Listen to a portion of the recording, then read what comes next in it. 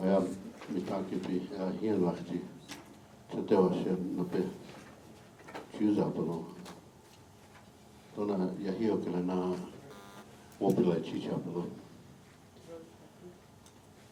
Leon petuki oia trokiaro kiapseni milo wachichik te wochike usi oiaki hechiga. I'm going to have a prayer before we get started. Then later on at noon we're going to have a wasna sacred foods. Ela opile chichap tona hiu na ela petuki Kik ela takuka ona takuka chara ki charat.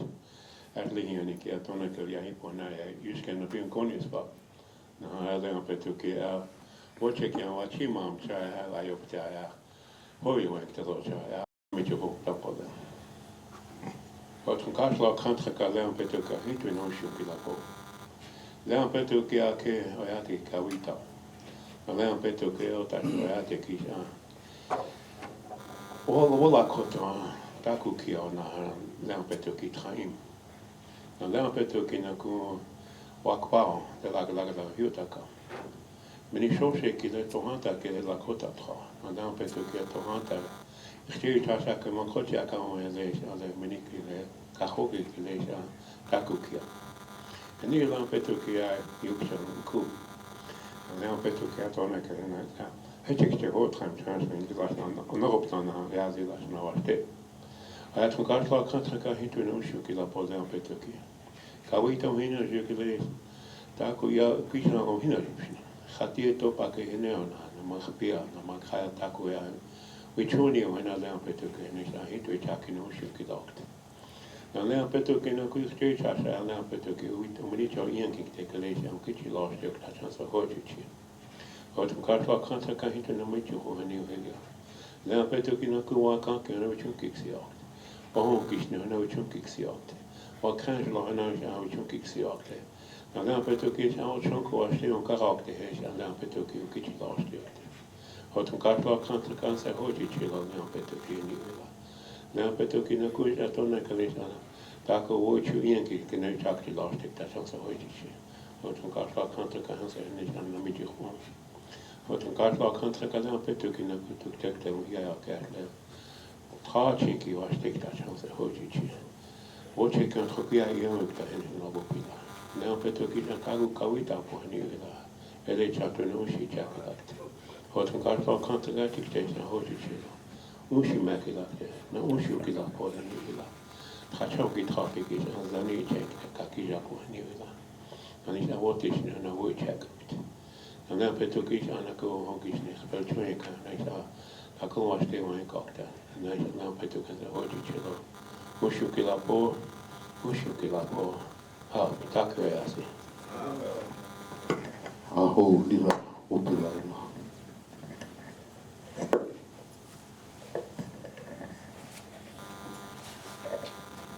Ale ukiapseni ya chazi oya kana. Need to like I have our introduction. We'll start from this corner over here. Jennifer Jewett, Sitting Bull College. Yvette Running Horse Collin, Oglala Tribe. Loretta Freda Bear, Oglala Sioux Tribe, Black Hills Unity Alliance. Steve Newcomb, I can't talk today. Shawnee Lenape. Vanessa Thompson, Treaty. Willie Thompson. Shen Patrick Roberts, Moccasin Tony Institute. Tony Brave, KOLC TV. Good morning, James Rowley, Roosevelt Sioux Tribe, Climate Crisis Working Group. Gene Tyon, Oglala Sioux Tribe. Ki hani wa se Milo Yeller tanka omnia macha le petuki le Black Hills Unity and Ottawa Hill. Monique Yellowhair.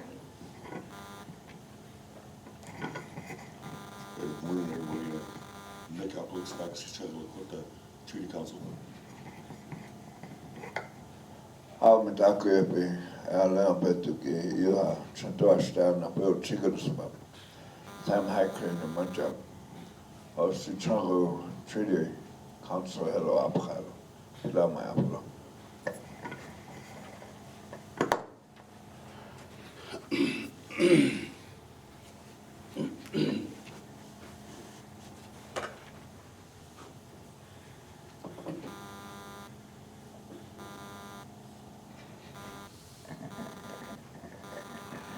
Wea, me take pi iha, opele chicha, ya hiu ke lea. Le taku a kasu ka buchim. Se hani, tukasi le chuyo ke omniche, treaty councils ke. Taku oti iwogalaka.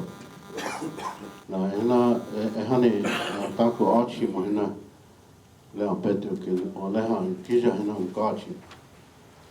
Yukta koham na doski chuko mo Oceti Sakowin oyate ke hataka uyankta hechi doski chuko mo lei tako chuko uyankta he cha yukta doski washi chuko te ke na makoche wa hani Fort Laramie Treaty of 1860-1851. He ha togasila yanki, wichon yanki hecha iona ha. Isa doski okasni av hechi. Na osake. Na hani oyate ki doski wichon na lakotya na ha ya wa chekyam na ha ya wichochan kila na osake khaike. Na opta ta komni hukte. Na trokata ke I hunikte. Dako unspeon kelpi na oinchache Sakowin future generations, 7 generations. Hecha I hunikte. Dako gacho ke na lakota ki che hani makoche trabo kipshni. Che he makoche ke he omkhab. Ja aze takomni oyate ki niok ta cha treaty le oigwa sa tukasi la vichuyam ki na cha na shi thacha vichasa ya tapika nish na tukasi le chuyam ki le he ha oincha ki Sakowin yuksam na cheche na he ha na ku chanupa opahi na ya mila haska ki umpa na wapi mo kara. Sa he uha na ha asna omnicha chance iwogala ka na ha toski chuko mo kha makhoche ki lana hekta ka ukiki chuk tiki echa asna iwogala ka. Hello ganacha washi chuko. Tukasi la chuyama treaty council ophabel na ota kiagale. Ila ota kiagale na ya toki trecha hentan ihuni na chachta ihuni ma iha washichu na hechina kigalab. Sa hena chu kyukchamte. Le washichu wichoya le strategic plan ya. Wo yukchancha ha owa egnaka. Na oke oka khni gabekta het chanku hechakte. Chanku tuktogno yank tege hecha. Lila omanisa ota yuhamna ha hena onkokya kamekta dagani geshni. Dis ogna takun yankana cheche as waya kapsi nacht. As one humble you ha hata kan yam way humble hena you ha ukiuksorte. So le ampetu ki hena cha kigunium. Oceti Sakowin ki doski chuko kita hechi. Na toki wasicha taku strategies na Hani tukashina yama tathanka yotaka ichapta. Hena hecha wopi kashkecha.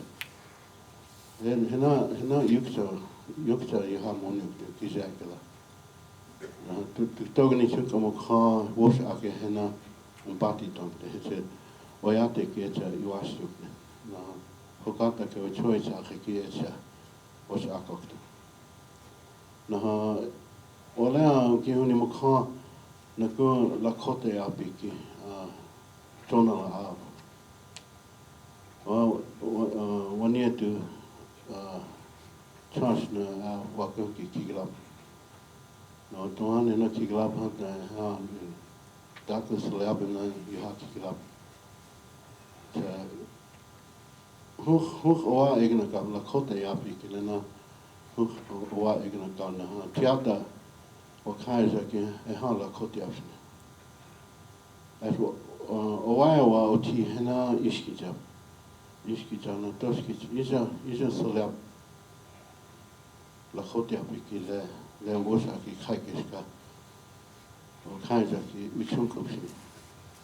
Hena na ku oikja. So la petu ki le chunku on kakokti ki hecha. Yuha ya oyukchan lo habe na otechike. Na wayakya oyate ki echa ochinim. Mecha ochinchapsni. Vichonichare trokata kya vichonichare henecha ochinyam. Henacha nipikte.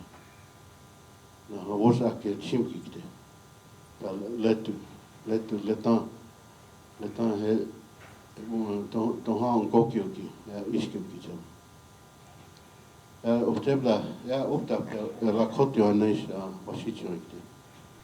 I want to welcome everybody to our strategic planning session 1. What we're trying to do here is to develop a strategy for the Oceti Sakowin so that we have to consider a lot of areas. You have the agenda in front of you. We're going to talk about, and I need your input. I need your knowledge, your wisdom, and we need to talk about. We know where we have been in the past and where we are today, and what's going to be our vision, what's going to be our mission going forward. Many things need to be considered. A lot of you take a look at the treaty depredations that are going on today, and in my view, that we're very ineffective today, but we want to be effective. So you had taking a look at DAPL.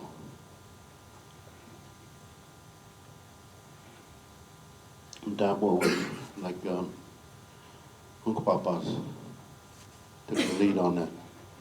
KXL, the Sichangu, Crow Butte, the Oglala. We still got gold mining that we need to address. All the there's also oil and gas within the treaty boundaries.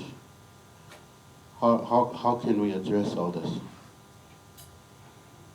How can we stop these things from happening on treaty?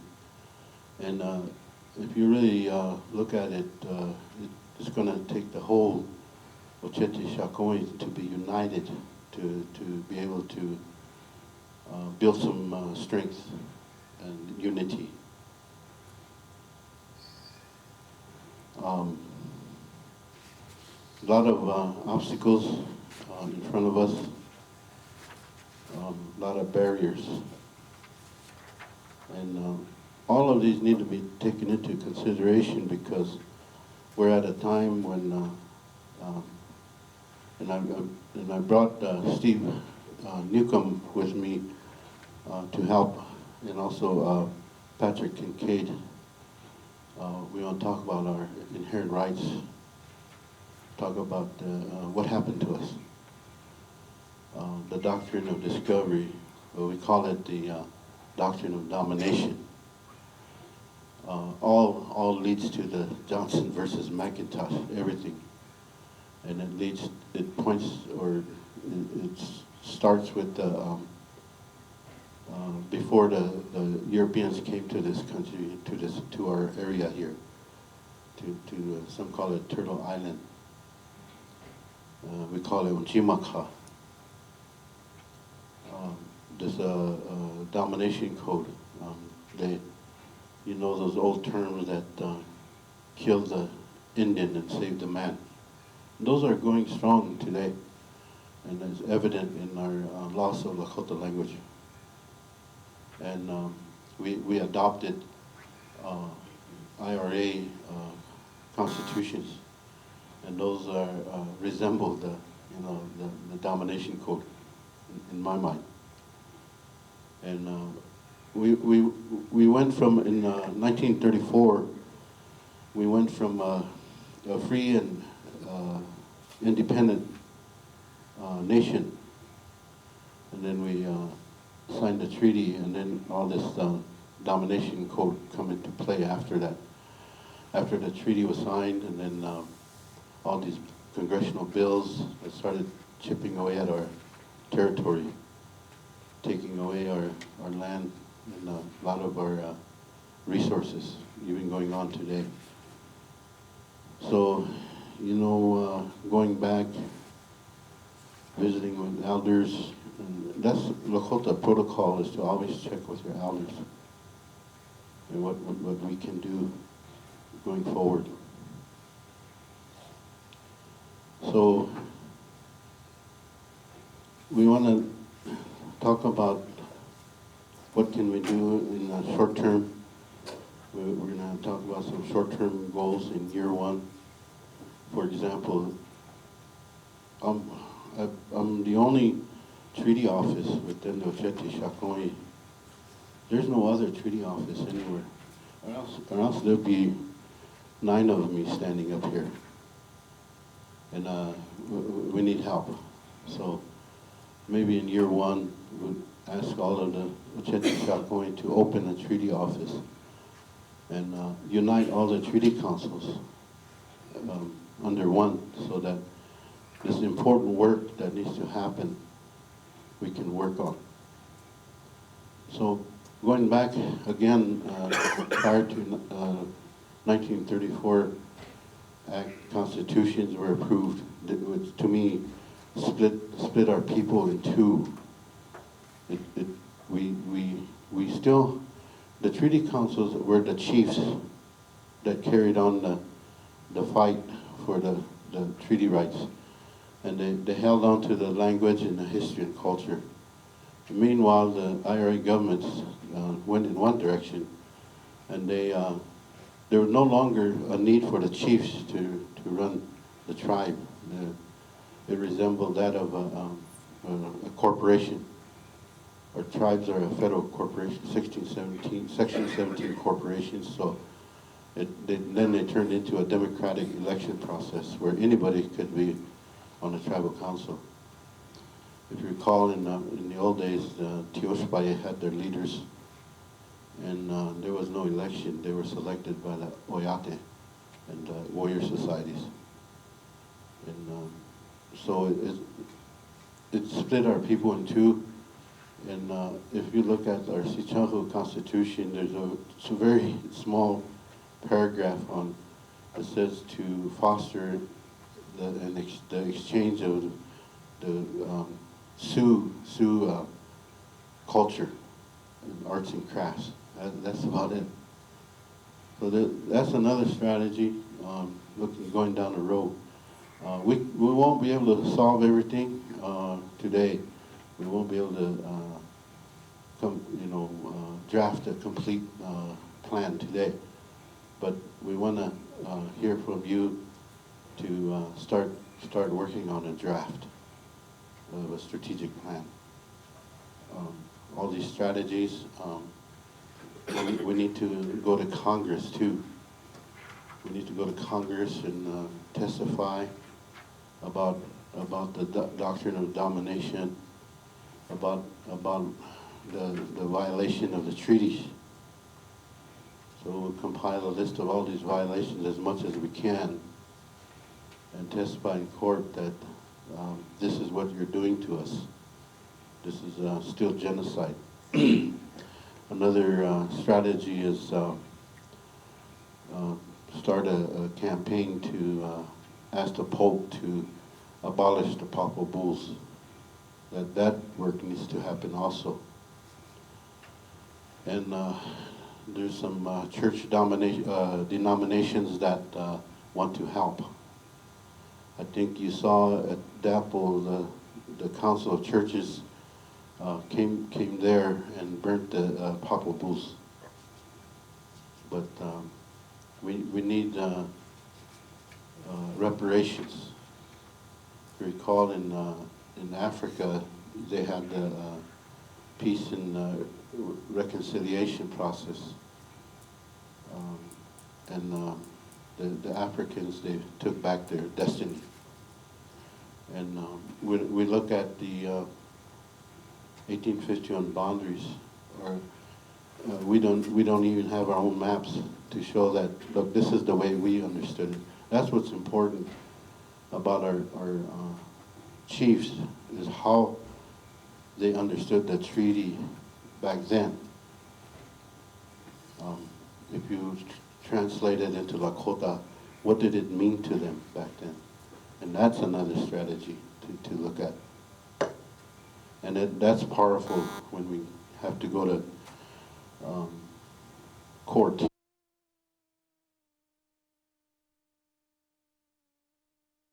Supreme Court, we don't have a chance of winning because of the Johnson versus McIntosh that's still sitting there.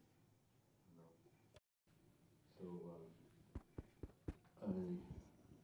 So, we're gonna talk about some long-term goals. And some of this I put together using standard template, but it doesn't have to be that way. I think you have some handouts from as you came in. Make sure you sign in. So give us your email at least, so that we can improve communications, which is another strategy. We want to create offices for the treaty councils so that we can enhance our capabilities to respond to depredations or whatever. And some of you came to our Oceti Sakowin treaty conference in Rapid City. And at the end of that, I think we learned a lot through that whole conference. And Steve Newcomb was there, and he talked about the domination code, and we had Andy Reid there, and Patrick Kincaid, and many other presentations that we designed to help educate our leaders. We're very fortunate that we had tribal council members come to our conference. Cheyenne River Sioux Tribe, Ogallala Sioux Tribe. Well, I'm glad Ricky's here. He loaded up a bunch of Ogallalas and brought them to the conference. So we had a whole bunch of them there. So these are some of the things that I touched on.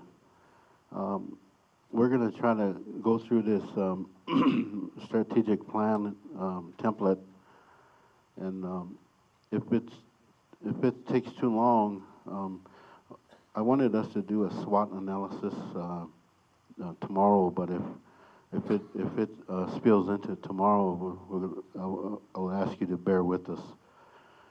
This has never been done before, so it's going to be trial and error at first, and then I planned on 50 people being here, and it's less than that, but that's okay. I need the strategists, the visionary, the thinkers here that can help guide this process. We're planning on a session 2, and I think it's going to be sometime around February, end of February. And I think Ricky and Yvette are working on that one. So that's the date that we're around February 24th, or before or after. Steve is going to be around that time, and Patrick Kincaid. I would like to have them there. That's why we'll shoot for that area, that time. I don't know, it might be in Pine Ridge or somewhere where people can get to. So at the end of the conference, there's a handout you see here is the strategic planning session at the conference. We kind of wanted to get the discussion going. You see some short-term goals there. When you get a chance, review that document, and when Patrick gets here, we'll get started on things. Right now, I want to give the microphone over to Steve Newcomb and ask him to cover the domination code for us, Steve, if that's okay. And then I'm kind of waiting for Patrick to get here, and then we'll strategize.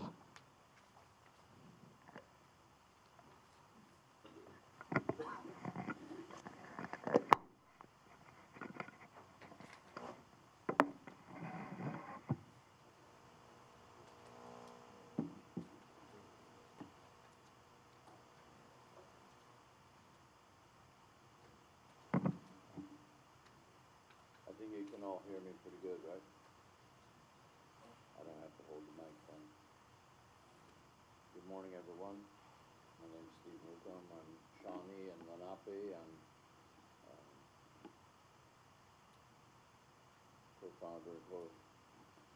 co-founder of the Indigenous Law Institute. My friend Virgil Kilstraight and I established the Law Institute back in 1992. And since the passing of my friend and mentor Virgil Kilstraight, it's a little different for me, greatly different for me. Oh, okay, that'll be good. Sorry about that. But yeah, I wanted to take the time to acknowledge Virgil and his role in assisting, really facilitating the publicity about the Vatican Papal Bulls, assisting with and facilitating the publicity about the Vatican documents of the 15th century.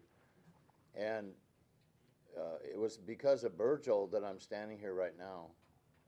And if he hadn't taken me under his wing and guided me in so many ways, I wouldn't be here right now. So I just wanted to make that acknowledgement. One of the things that I understood right away, and I had already pretty much understood that, is that this is a spiritual movement in terms of the Vatican documents of the 15th century. And it took me a lot of years to go through the research and so forth, and to go through all the documents that were necessary for me to understand the real nature of the system that we're up against. I always like to acknowledge our original free and independent existence, extending back to the beginning of time through our oral histories and traditions. And the reason I start with that original free and independent existence is that that's what is the major contrast with what was brought into this hemisphere by the monarchies of Christendom, the Christian world, back in the 15th century and later centuries. And they came with a strategic plan. I can't talk today. A strategic plan.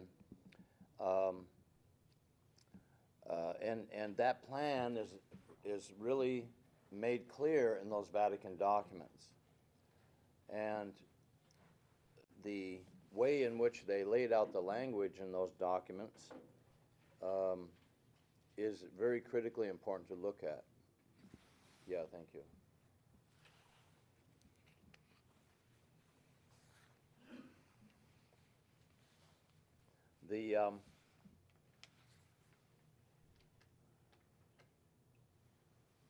The original free and independent existence of the Oceti Sakowin is the point that I'd like to focus on as a contrast to the domination system.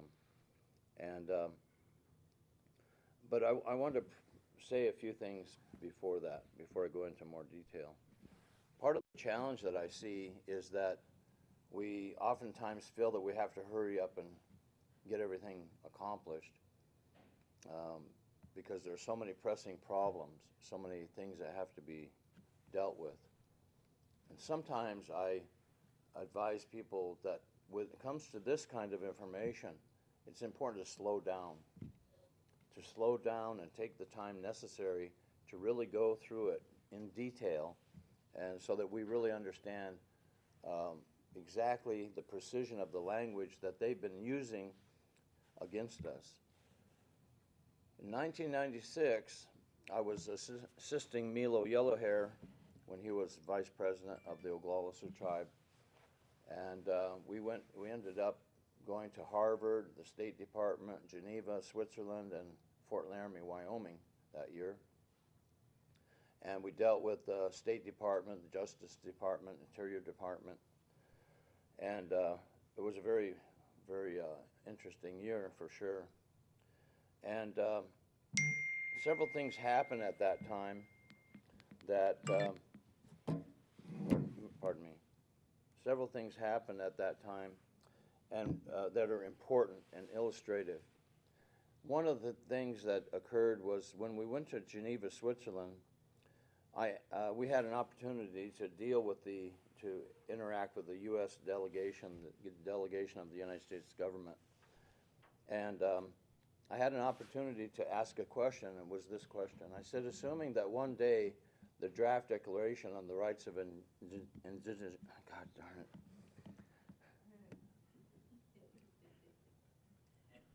I broke the partial in my mouth, so I'm trying to struggle through that. Anyway, indigenous peoples, that declaration, draft declaration, gets fully adopted and implemented. Of what actual practical significance will that be to indigenous nations and peoples throughout the world? And this one guy who never said anything, he just sat in the back and watched. And he spoke up all of a sudden. He said, well, to the extent that words have meaning, and to the extent that meanings configure reality, the draft declaration has importance. Wow. So he's understanding the way in which words create reality, and that's the level on which they're operating at all times. And I had given a copy of my pamphlet out at Harvard in May, my little pamphlet, Pagans in the Promised Land, and there was a guy there named Gare Smith who was an assistant to Ted Kennedy, the senator from Massachusetts. And then he ended up at the State Department, the Undersecretary of Democracy, Human Rights, and Labor, and he was the person dealing with these matters with the declaration. And so I handed out that pamphlet, and then we went to the State Department in July. We made a lot of presentations on these matters. And then in November at Fort Laramie, I saw him. He said, hey, I just want to let you know I took your information to my higher-ups at State, and I asked them, what about Newcomb's theory? And they said, yeah, it's true. But that's the foundation, and that's the way it is. So that was pretty amazing, validation from the very highest level of the State Department that what I had been talking about with the Papal Bulls and all that was correct. I was working in the last several years, working with my friend Joe Day Gowdy from Yakima Nation, who was until recently chair of the Yakima Nation, and he was in Washington, D.C.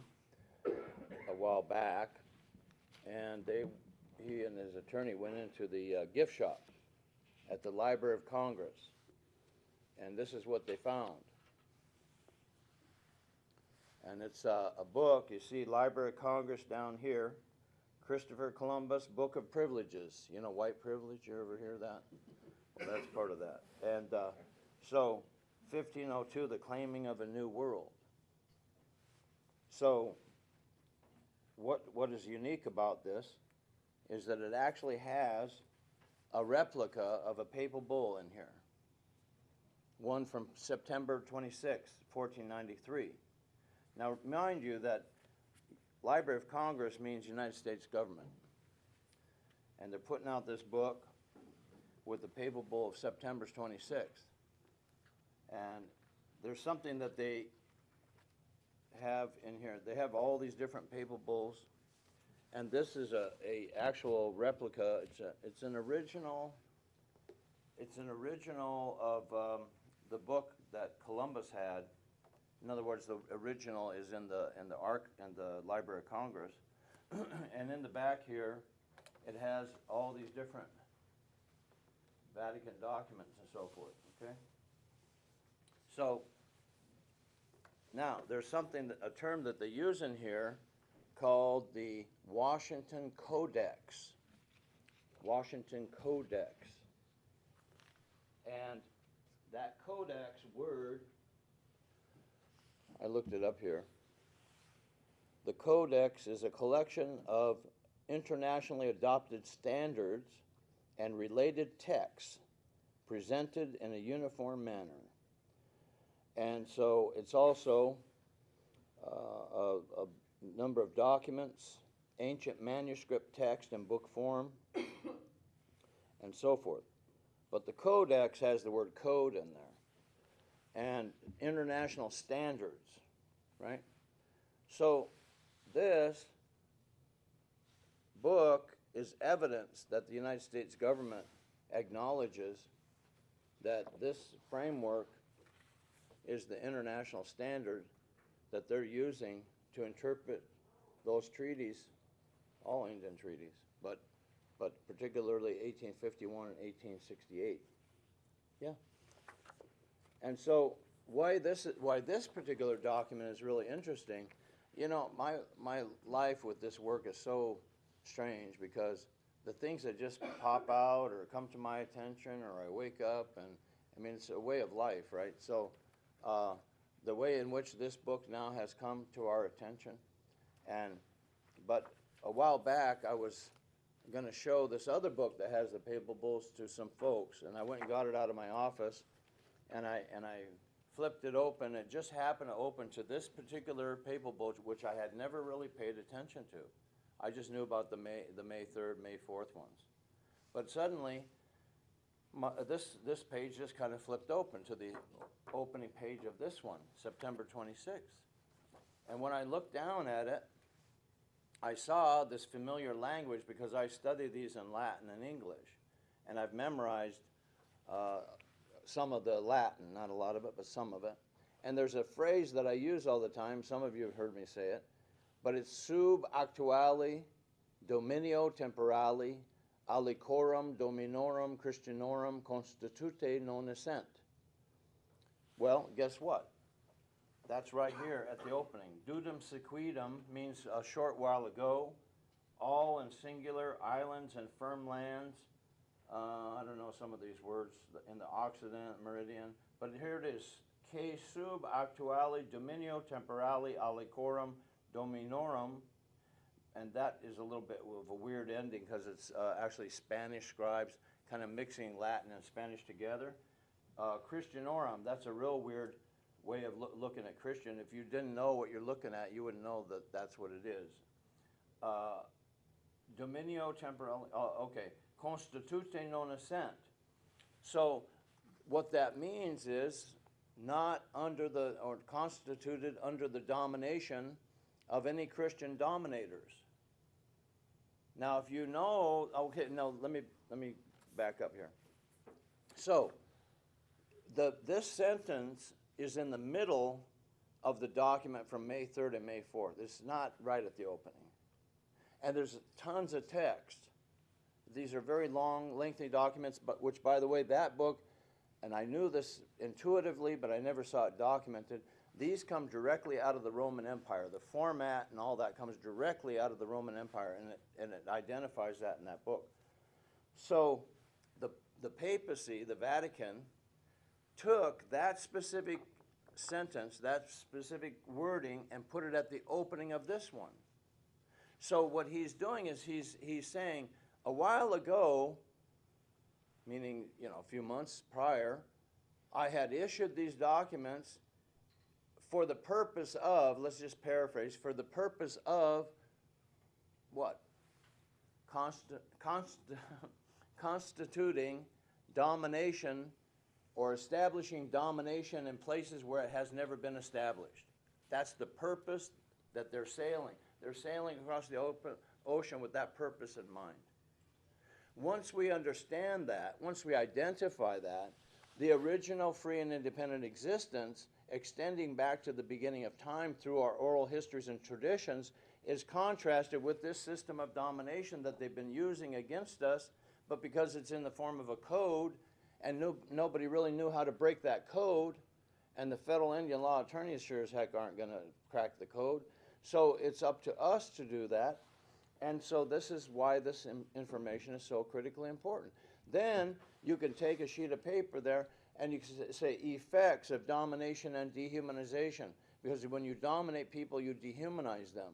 And then you list all diabetes, heart disease, poverty, all these different things, whatever it is, murdered and missing indigenous women.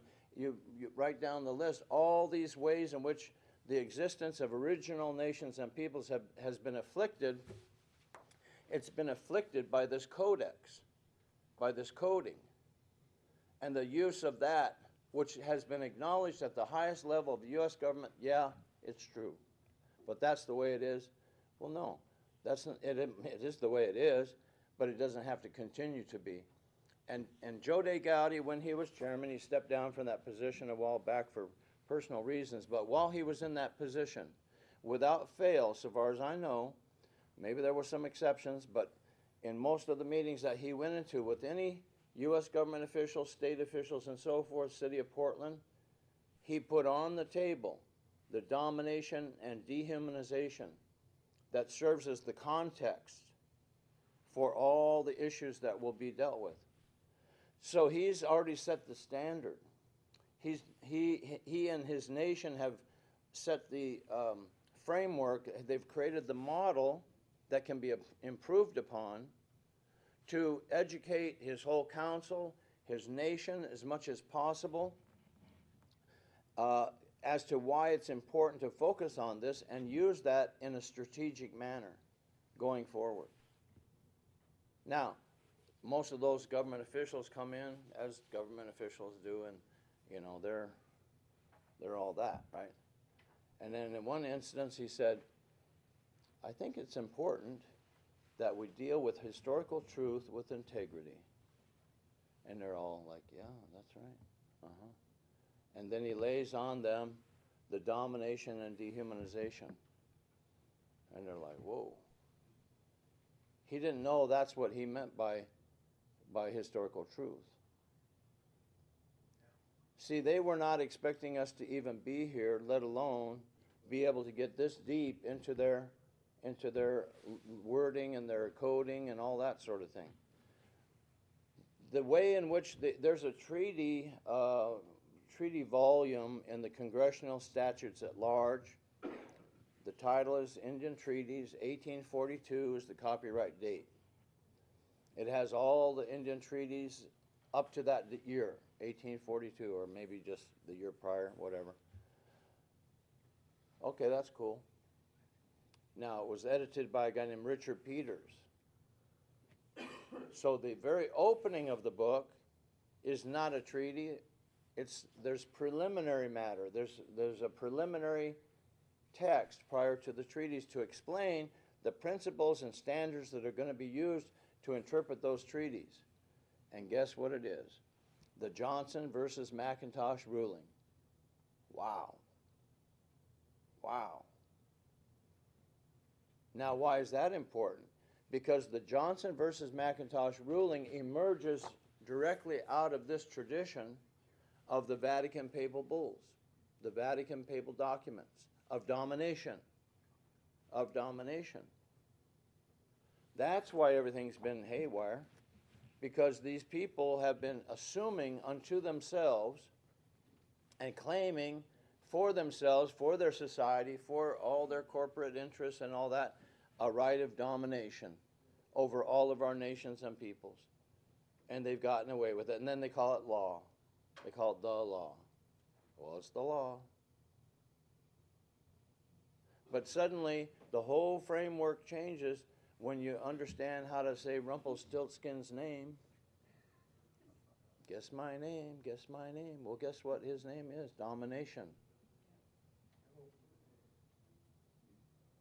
And that's the magic word. Because once you can truly name something and truly diagnose what it is, then you can begin to address it. If you have gangrene in your leg and you put a Band-Aid on there, good luck. If that's your method of dealing with that, you think it's just a little, some kind of little wound. Well, if that's got gangrene in there, you better know that and you better deal with it right away. So there's a lot to this. I'm giving you a summary that I think is a good introduction. And so another thing I wanted to mention, though, is the power of assumption. You know, the Catholics love assumption. The Catholic Church loves assumption so much that they named a lady after it, and Our Lady of Assumption. And the thing is that that power of assumption, meaning assuming that something is true without proof, that's called an axiom. An axiom is a taken for granted truth, quote unquote truth, without proof. You don't have to prove it because it's already understood to be true. But what if it turns out that if you slow down, my Kumeyaay friend Jamie LeBrake, he calls it alpayum in their language, slow down, and then critically examine that assumption. Does it hold up to examination? Does it hold up to scrutiny? By the way, this word scrutiny is a Latin for pick through the trash, you know. But I don't know why. But so does it hold up to critical examination? And so there are so many things that are assumed to be true that people make them as statements that, yeah, this is the way it is. Well, sometimes that statement is not really correct, but they believe it to be correct, so they just make the statement as if it's fact. And so that's something I really pay attention to. And now check this out. So in the Johnson versus McIntosh ruling, the power of assumption. Chief Justice John Marshall said, they assumed, meaning they, the European monarchs, the monarchs of Christendom, they assumed the ultimate dominion to be in themselves. They assumed that to be true. Could they prove it? They didn't have to prove it. They had all the apparatus to make it real, right? That construction of reality through the use of language and activity. They assumed the ultimate dominion. Dominion is a noun, but if you take the N off of it, now you have dominio, and that's the word right here, dominio, which means to dominate. To dominate. So the translation of that is that they assumed the right of domination to be in themselves, and claimed and exercised on the basis of that right of claim of a right. I say claim because I don't want to say they have it, but the claim of a right of domination, they assumed the power to grant the soil while yet in possession of the natives. So it's an assumption, and it doesn't hold up to critical examination other than them just claiming that it's true, right? But until we call them on it. Now, the federal Indian law attorneys are hobbled. They're hobbled because they have personal interests and career, and I mean they're all good people. I'm certain of that. They're trying to make an honest living, right? and I'm not here to bash them, but I'm saying that they have a vested interest in not getting deep into this. The Yakima Nation filed an amicus brief in the Cougar Den case. It was a fuel distribution case that had to do with taxation. They had the truck go, based on their treaty, the truck go from Yakima Nation to Oregon, fuel up, bring it back. And the state of Washington says, hey, pony up. We get a cut of that. So no, we have the right to travel based on our treaty. We have the right to trade based on our treaty. And so the state of Washington even lost in their own Supreme Court. But they still wanted to take it up to the Supreme Court. And here was a prime opportunity for an amicus brief, a friend of the court brief, to educate the court about all these matters. And Joe DeGaudy had been educating his attorneys, young attorneys, about all this, having them study it, do site traces, to look at every case. How quickly can you go back to Johnson versus McIntosh? Like, is it 2 steps, 3 steps, what? You know, eventually it always will go back there, but how many steps does that take, okay? Anyway, so they put in there, it was a brilliant brief written by a 28-year-old attorney. Holy moly, how bright is that guy, right? Ethan Jones. So they put Christian domination, dehumanization, discovery, genocide, all those things. They put the papal bulls in, the whole 9 yards, that was all in there. And for the first time in the history of federal Indian law, based upon all this information and research, that went right, officially filed to the Supreme Court. Wow. Can you imagine when they're reading that? Because they probably don't know either. You know, this is buried so deep in the recesses of all that past. These were the elite of the elite of the elite that were writing all that stuff back then. These were people that had been trained because they were from wealthy parents. They trained their kids in Greek and Latin from the age of, I don't know what, because by some of them, Henry Wheaton, he was translating original works in Greek and Latin by the time he was about 10 or 12 years old. Wow.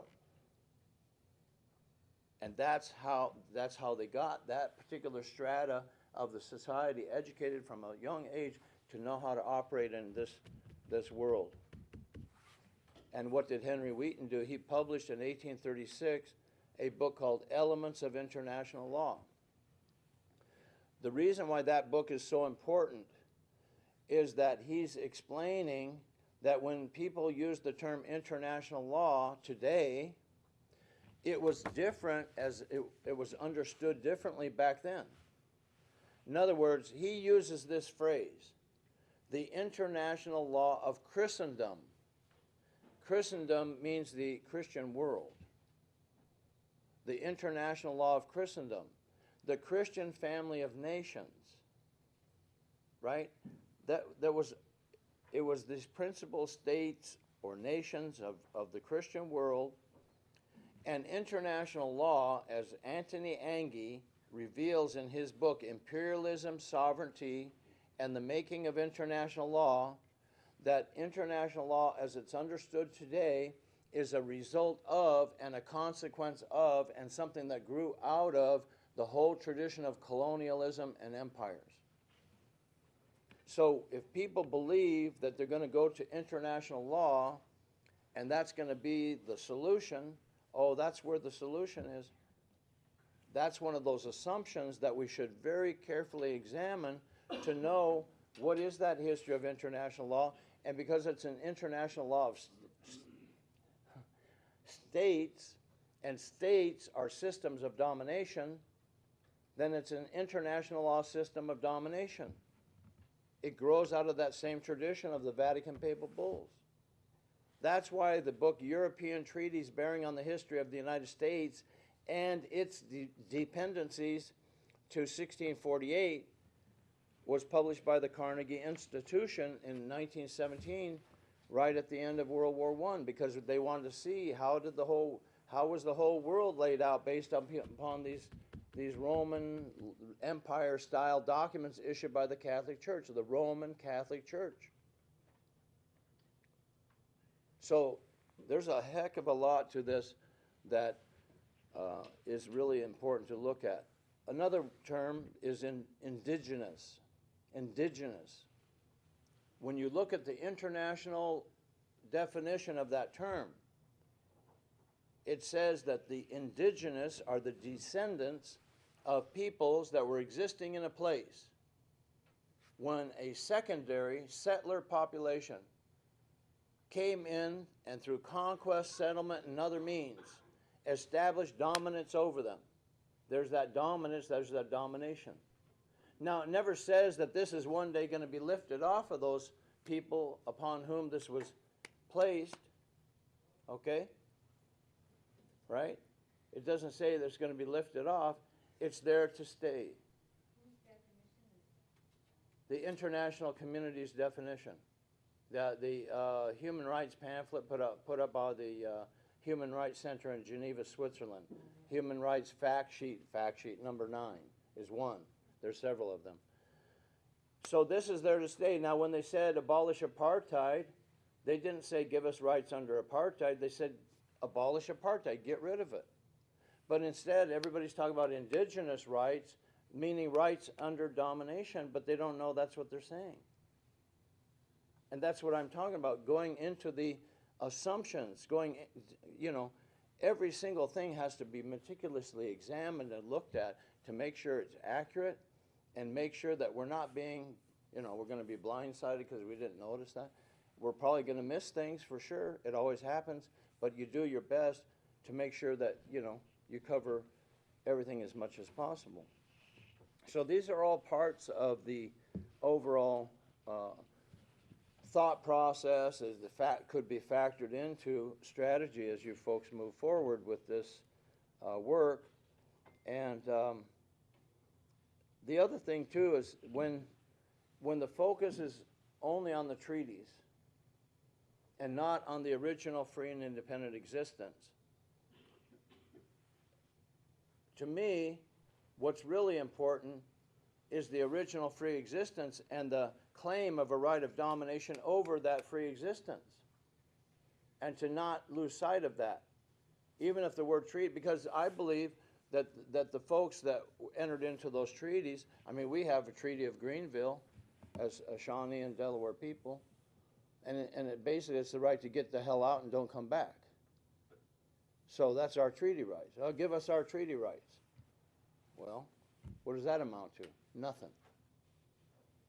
But again, that's from their perspective, right? But then they burn 50 miles of our corn, 50 miles of our corn to starve us into submission in the winter. So of course they're going to yeah. There were a few that didn't, even despite that. So a lot of these things are really critically important, and I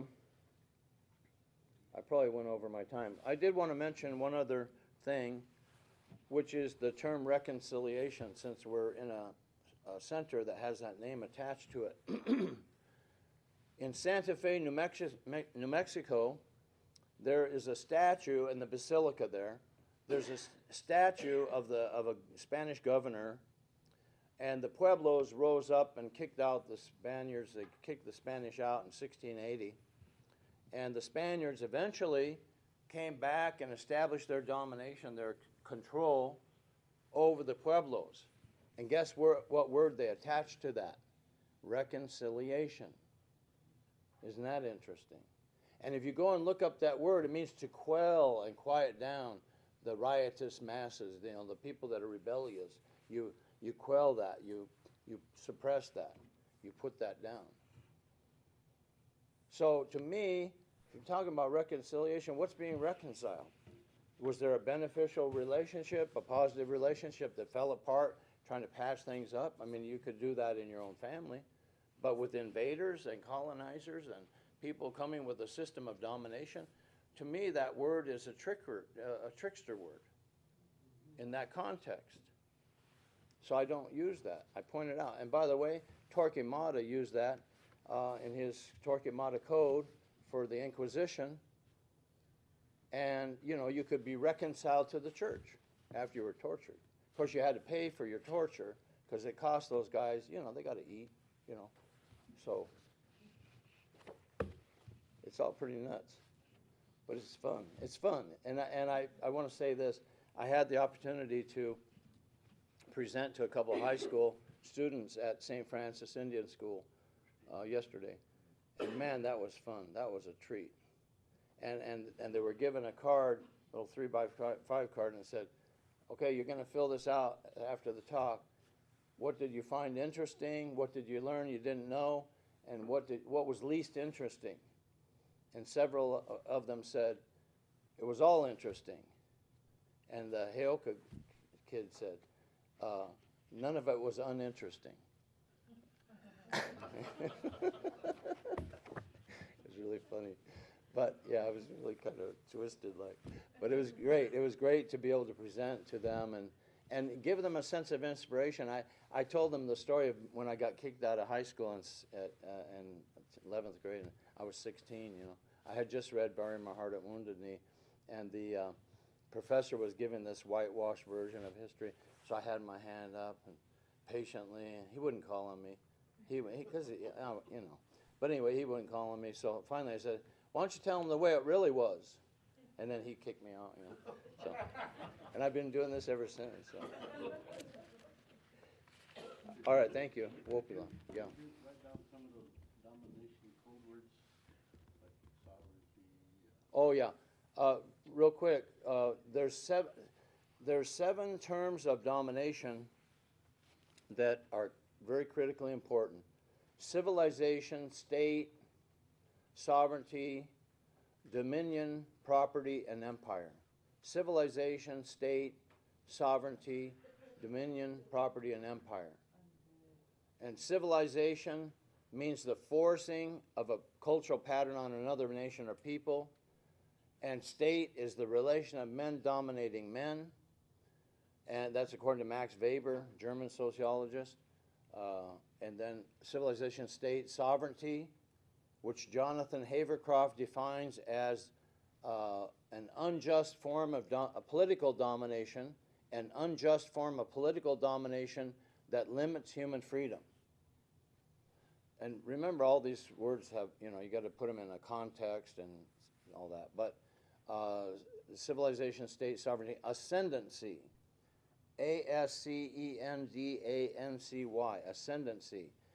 Chief Justice Marshall in the Johnson ruling says, the character and religion of its inhabitants, meaning the inhabitants of the continent, afforded an apology, meaning created a rationale, for considering them as a people over whom the superior genius of Europe might claim an ascendancy. Go and look up ascendancy, controlling influence, governing power, domination, all in capital letters.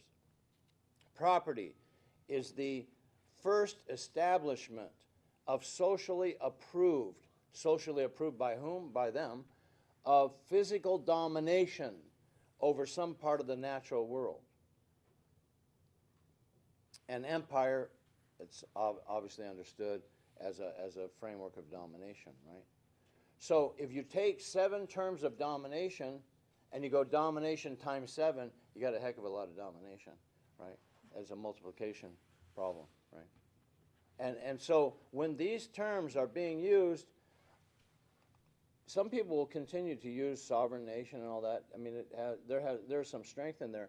But the one word, I want to show you something here, if I can, real quick. Yeah. I'll do it on a different sheet.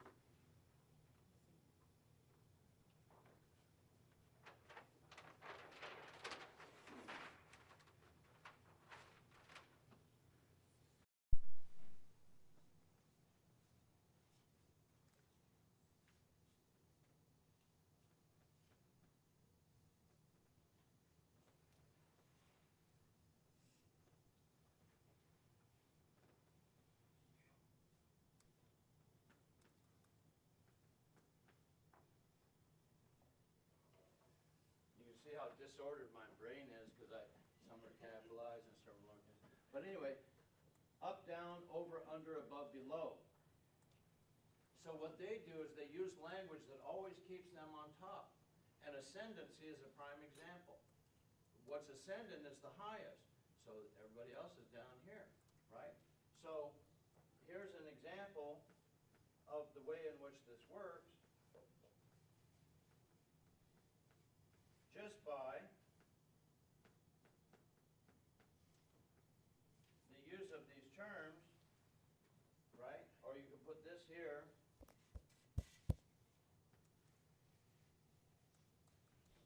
So state, tribe, just by using a lower level term, everybody, the people are bringing themselves down to this lower level within their superstructure. This is an invisible structure in their language. And if we're unaware of that, then we can be manipulated. But if we know that, then we can get rid of this word and put ourselves up here as nation in their invisible structure.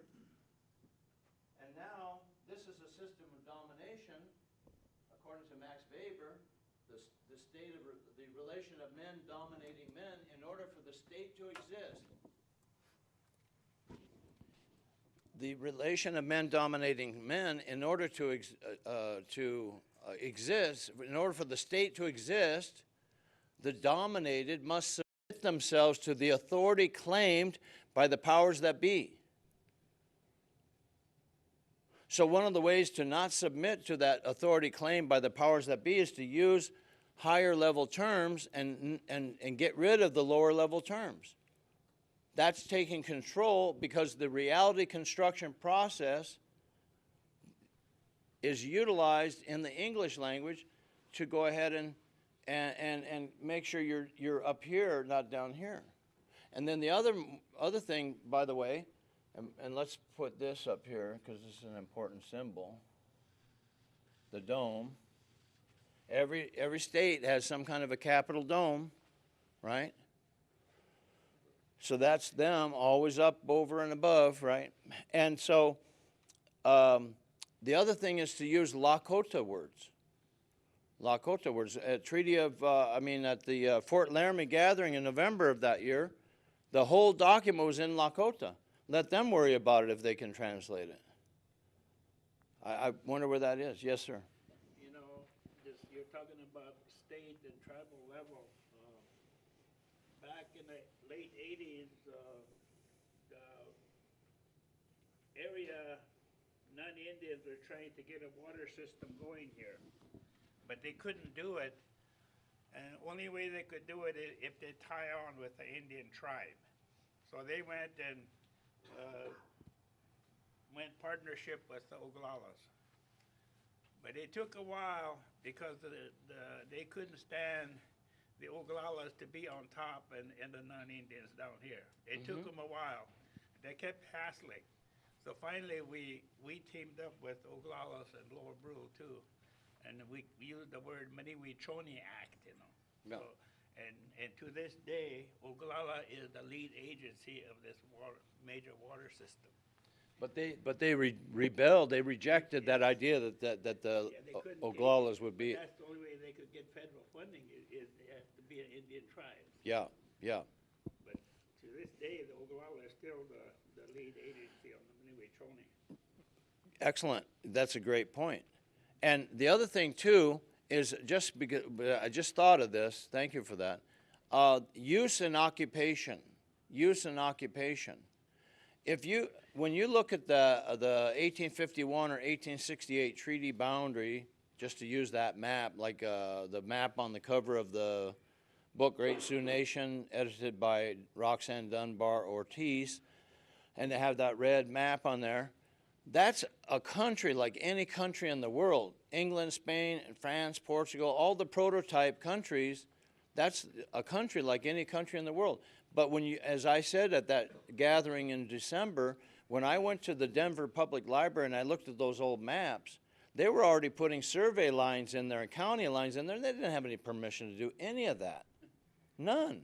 And when you look at the Dakota Territorial Act, it says no Indian land shall become part of any state or territory until such time as the Indians agree on a treaty with the United States. And that's based on the Northwest Ordinance of 1787, which says this: the utmost good faith shall always be observed toward the Indians, and in their property, rights, and liberty they shall never be invaded or disturbed. Well, those survey lines and county lines were invading and disturbing the Oceti Sakowin.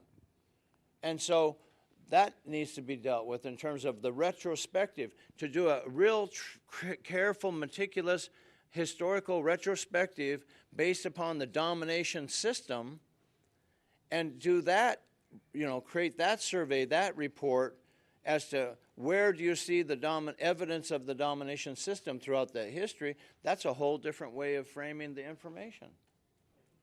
Now, use and occupation, to come back to that, every time you see this word occupancy or occupation, that's directly connected to the Johnson versus McIntosh ruling, because he talks about Indian occupancy. Now, where did Indian occupancy come from? If I was a better artist, I could draw the white guy, his head and a little hat on there and pipe, whatever. But it came out of Marshall's head, came out of his brain, along with those other people he's sitting there with, right? So it's not our actual relationship with our traditional territories, whatever nation we happen to belong to.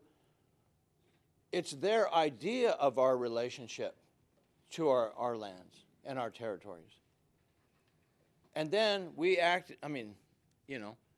unfortunately, people are conditioned to kind of like, well, that's the Supreme Court. That's the highest law in the land. Well, hold on a second. I saw a poster one time that said, who would Sitting Bull vote for? And I'm like, what? That doesn't even make sense. So that's how far we've gone from, clear thinking. So anyway, this occupancy, when you see that in the treaty, that's planted there by them. What's the Lakota word for that? For those two, use and occupation. And if we buy into their use of their manipulative language of domination by staying in the English language, of course, Red Cloud said very clearly, when he went to Washington, that wasn't the agreement they made. They had changed that in Chicago, right? People know that now. How much is that factored into the mix, right? So there's a lot to this that needs to be dealt with, and it's hard work. It's easy for me to stand up there now at this moment and to explain these things, but I want to tell you that this has been a hard road to get to this point of understanding, and I don't regret a moment of it. To me, it's exhilarating. I wake up every morning and go to bed at night just excited about what's next. What am I going to find next? How am I going to use this information to benefit the people? But I'm 65 years old in April. I got an expiration date just like everybody. So how carefully and meticulously can I pass this along to younger people like those two high school classes, So anyway, I just wanted to say that with regard to treaty interpretation, it's very important because the U.S. is interpreting those treaties within the framework of the papal bulls, within the framework of the Johnson versus McIntosh ruling, which has all that language in there. And furthermore, the Johnson versus McIntosh ruling reveals that they're doing it on the basis of the Bible and Christianity. Now, people can be Christians. They can carry the Bible every day of their life. That has nothing to do with this conversation. This has to do with the United States government using as a rationale an apology. That's a use of religious, the apologetics of theology and all that. But it has to do with the use of specific terms of manipulation on the part of the United States government.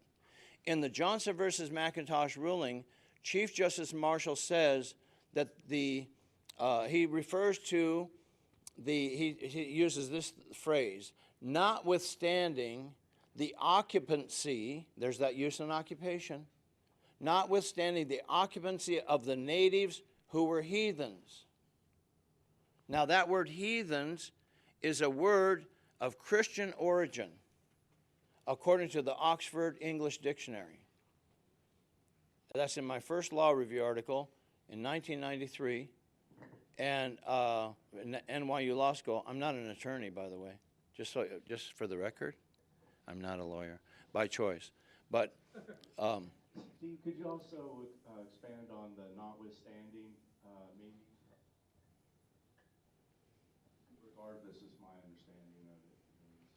Just so as everyone can process the statement.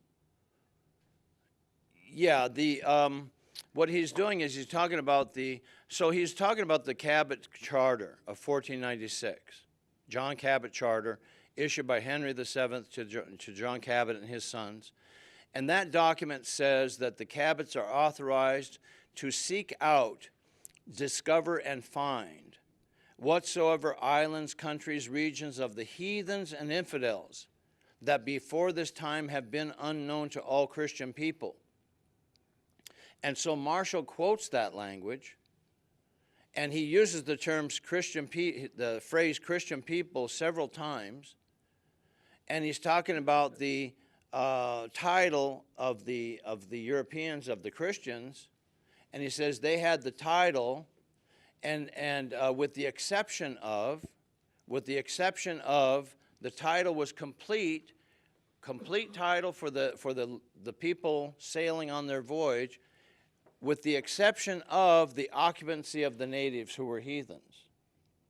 So that's a big manipulation right there. If I had the time, I'd go through it very meticulously and show you that whenever you see that word occupancy, it's contrasted with this phrase. I don't know if I can write here.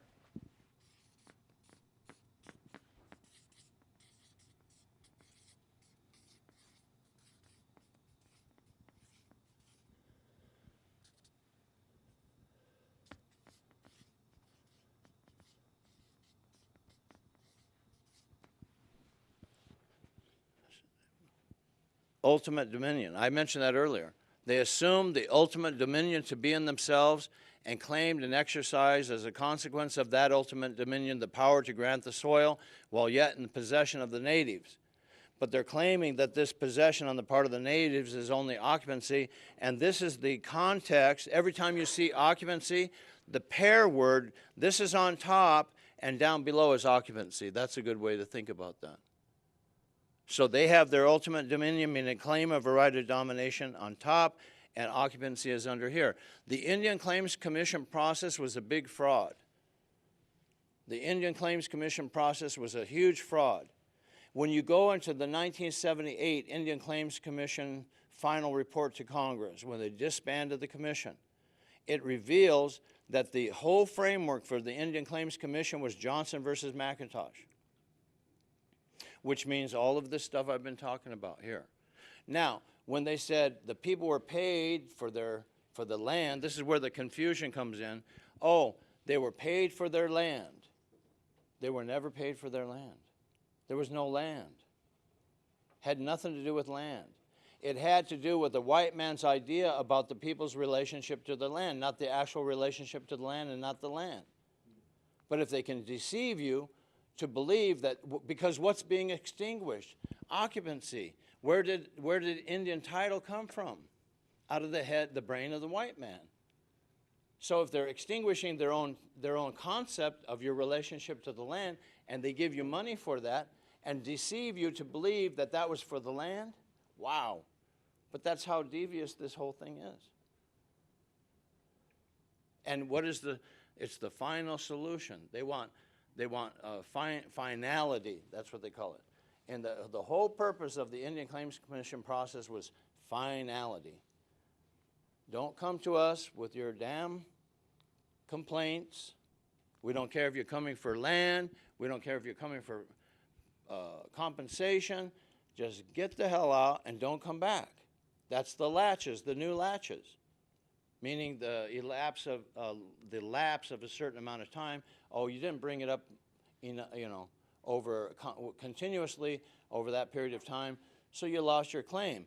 But look, who had the claim to begin with? Them. They come on their ship and all they have is a claim. And then they turn that around and suddenly It's the native nations that supposedly have the claim. That's more manipulation. So that's why, I mean, it's just so much to this, but I appreciate your time. I probably have said enough. If there's any question, I'll be happy to try to make it pretty brief as a response. But I hope you got something from this presentation. I really wasn't expecting to go gangbusters like this, but I think it's important.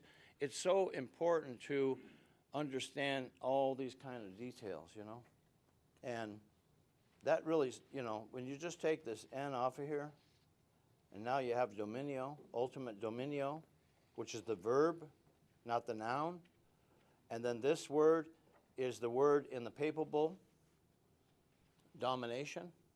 Yes, sir. I wondered if you could break down the name of this building, the reconciliation, and the word, how that label, and how subtle that goes into domination. Well, we kind of covered that a bit, Okay. but that's a good point, because I could even break it down a little bit further.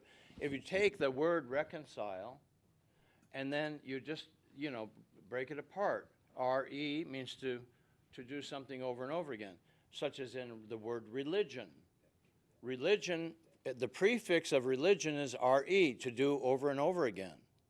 Ligio in religion, L-I-G-I-O, means to bind, like to tie up or to put in shackles or something, to bind.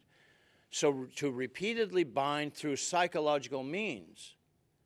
So reconciliation is R-E's, to do something again.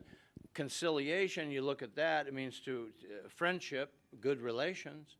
So you're bringing that back. You're renewing or bringing back good relations, which is, if you've never had good relations with them, how are you reconciling them? Now, there is one way in which you could use that word. If they're going to reconcile themselves as invaders and colonizers to the original law of the land, the supreme law of the land is the wope, it's the 7 laws. It's all the whole system of spiritual understanding, the wolakota way of life. That's the original supreme law of the land, not their overlay, So we did cover that. Thank you for that. We covered that reconciliation to say if you didn't have a beneficial relationship that fell apart, that you're trying to put back together, then that word is not applicable. It's not apt, A-P-T, apt, applicable. Yes? Just quick follow-up. What would you suggest maybe would be a better name to replace reconciliation? The building of the Oceti Sakowin. I really don't. I mean, it's a good question. I was kind of pondering that this morning, but nothing really came to mind, and I figured that was up to, but it would probably be a Lakota word. I mean, there's already Lakota words out there, but some other, maybe teepee. Okay?